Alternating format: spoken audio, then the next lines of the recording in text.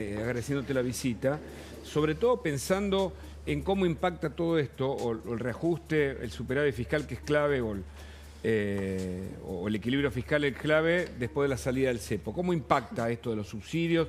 Dejamos atrás una Argentina subvencionada, con una visión muy distinta a la que propone el actual gobierno. Sí, me parece que hay que mirar la película completa y sobre todo la comparativa entre 2024 y 2025. Vos tenés un 2024 en el que el gobierno se manejó con cierta comodidad, pudo manejar la agenda completamente. Yo estaba tratando de hacer como un análisis de todo el 2024, en qué momento la oposición en cualquier signo le pudo ganar el terreno al gobierno nacional y prácticamente eso no sucedió. Ahora, cuando arrancó el 2025, nos encontramos con varios puntos.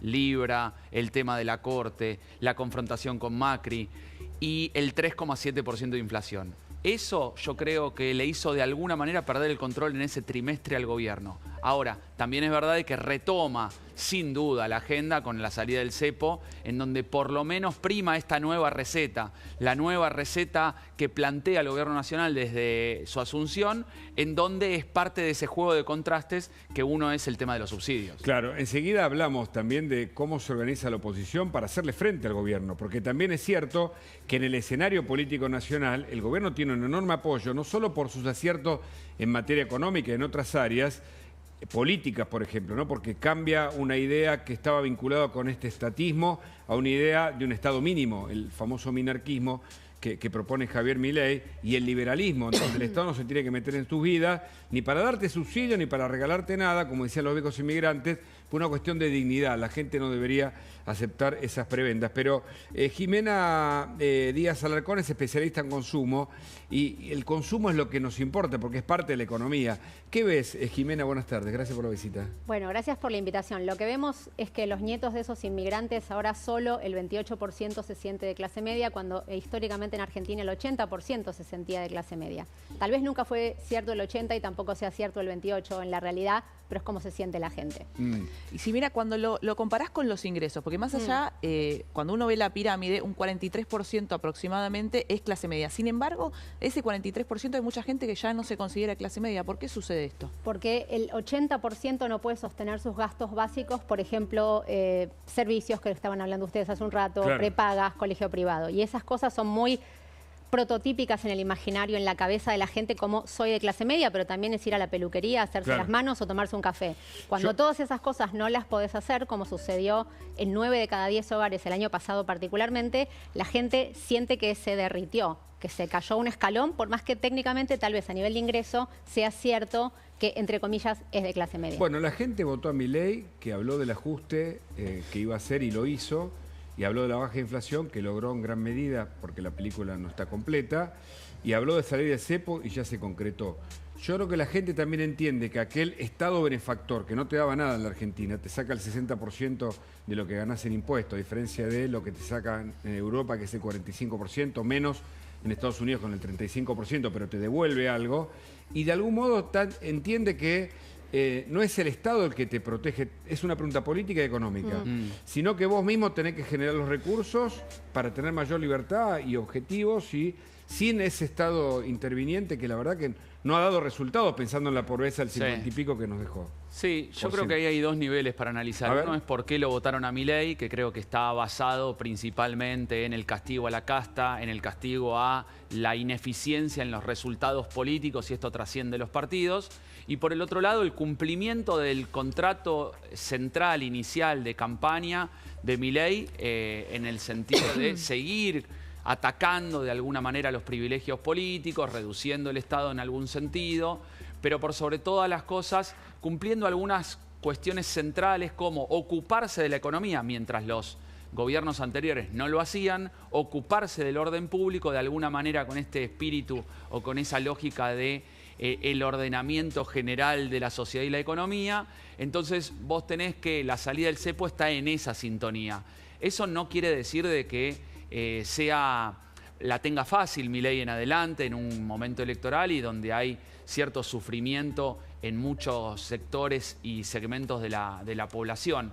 Por lo tanto, me parece que hay desafíos. ¿Es verdad que hay cumplimiento? Sí.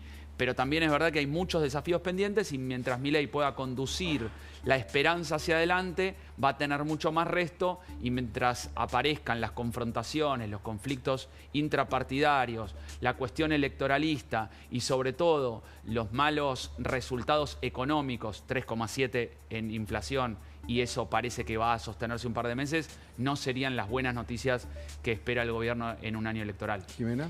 O Mariana, perdón. No, digo, a nivel de consumo lo que pasa con esto, más allá del dato objetivo, es cómo se siente la gente y también la gente consume por dos factores. Por cómo cree que se siente, y eso es totalmente subjetivo, y también por sus posibilidades de bolsillo. En ese sentido, 8 de cada 10 hogares necesita, o al menos declara que necesita, de promociones para poder acceder al consumo, más todavía en los niveles más bajos. Por lo tanto, una ayuda la gente necesita, a la espera de las marcas. También 8 de cada 10 cree que las marcas son actores sociales, pero lo que vos comentabas del rol del Estado, ¿no? Es un punto de vista completamente ideológico que le preguntas a la mitad y dice que el Estado tiene que cumplir un rol mucho más activo del que cumple, y casi te diría que la otra mitad es la Argentina, ¿no? Suele ser la Argentina, está fragmentada, está polarizada, eso lo sabemos, y a nivel de lo que observamos en el consumo, eso también se ve. También el Estado como concepto... El Estado presente, ¿no? Voy a preguntarle al conurbano, o a la provincia de Buenos Aires, el conurbano sobre todo, con el Estado presente hace 50 años, ¿cómo está, no? Pero no hay duda, pero el Estado como concepto abstracto también es muy difícil para la respuesta en opinión pública. Hay un nivel ideológico cuando vos pensás... Claro, porque lo que vos decís es verdad, hay un montón de espacios donde el Estado claramente, cuando se decía que estaba presente, estaba realmente ausente. Pero no hay solo otros estaba donde ausente, sino que era ineficiente. Era proclive para... No, más, proclive para la corrupción. Creaban organismos públicos para tener allí a los clientes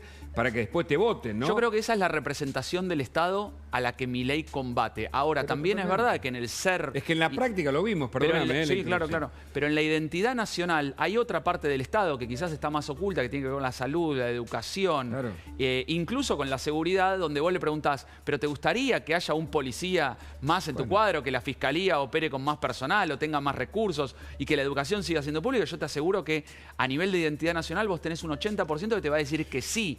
O sea que el Estado presente en ese sentido, quizá no como la pregunta, sino a partir de los productos concretos que entrega el Estado. Ahora, eso es muy diferente a que claramente en el conurbano bonaerense o en un montón de lugares de provincia donde se sufre la inseguridad, claramente lo que uno podría decir gobiernos vendieron como la presencia del Estado, por derecha y por izquierda, termina con una ineficiencia abrumadora que hace que decir, por favor, destruyan todo esto. Ahora, en la idea postmarxista, populista, digamos, sobre todo kirchnerista, es paradójico porque la idea del Estado, que nace en realidad como primer elemento para cuidar a la aldea de esos pobladores, sociedad, comunidad, como quieras llamarla, en definitiva no ocurre. Fíjate la paradoja, es decir, en realidad, más bien, se pide que el delincuente acompañe al gobierno de turno en vez de combatirlo.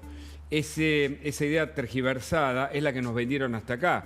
Por eso, a nivel de un Estado más chico, pero más preocupado por la seguridad, como para mí el que encabeza Patricia Bullrich, es un Estado mínimo, pero un Estado que se ocupa de aquello que es lo esencial en la ocupación o en las labores del Estado. Seguridad, salud y educación, ¿no? Pero vos querías decir algo, Mariana. Sí, quería que veamos la pirámide social que tenemos con respecto a los ingresos, porque es importante marcar nuevamente qué es lo que sucede con esta clase media-baja, que es la que gana hasta 3.200.000 pesos por mes, el ingreso del hogar, y qué sucede, por qué esta clase media-baja quizás ya se considera clase baja no pobre. ¿Cuáles son los consumos que tuvieron que rescindir, Jimena? No solamente la clase media-baja, la clase media típica también. La clase media, ustedes saben que el Estado mide algunas cosas, el consumo mide otras de otra manera. La medición de clase social se da por máximo nivel de estudios del aportante mayor a los gastos del hogar y también por los ingresos. En Argentina no se mide ingresos a nivel de consumo, en otros países sí, sobre todo porque la gente miente o no te lo declara y es muy reticente a eso, en otros mercados eso sí se hace. Y entonces tiene un poco que ver con la percepción subjetiva de dónde te parás en la pirámide. Lo que uno encuentra en todas las investigaciones, al menos también las que realizamos desde hace mucho en Universal, mi consultora, trabajando para distintas marcas, es que las personas de clase media, media baja y media típica, para considerarse a sí mismas de clase media, necesitan saber que pueden cubrir correctamente colegio y universidades de sus hijos, alimentos, que el porcentaje que gastan, que invierten en alimentos no sea, no sé, más del 30% de los ingresos del hogar, cosa que generalmente no pasa, poder pagar los servicios como corresponde, incluso con los incrementos. Y también hay algo muy subjetivo y muy muy sociológico también, que es esto de poder darse un gusto. Si no te puedes ir de vacaciones, no puedes ir a tomar un cortado con una amiga o un amigo, o hacer una pequeña salida, la gente siente que derrapó, la gente siente que se cayó. Entonces, específicamente, ¿Y cómo tenés que sabés hacer esto que siente la gente? Porque lo hacemos estos datos que le estoy contando Correcto. vienen de una encuesta nacional que hicimos de 1.370 casos en todos los niveles socioeconómicos. 1.370. 1.370. Y ustedes preguntan esto de sentir como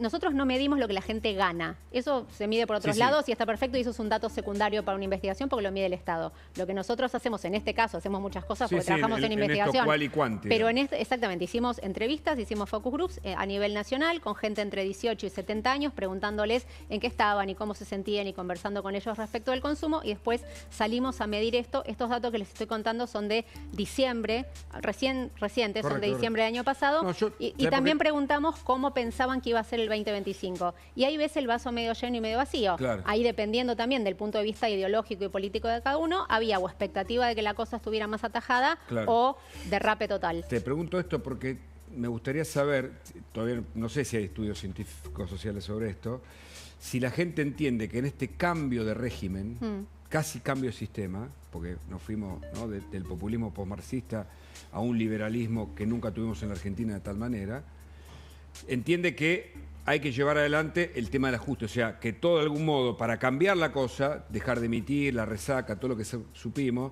la generación de pobreza, etcétera, tiene que hacer el esfuerzo. Me da la impresión de que por ahora el apoyo que tiene el gobierno, no sé, te lo pregunto a vos, Gabriel, después también Jimena, indica que en general la gente lo entiende, por eso todos nos ajustamos. Me lo pregunto, pero te lo pregunto. Me gusta tu abordaje. Yo creo que lo que la gente votó, busca mayoritariamente, fue un cambio de receta, sin duda, como un cambio de lógica.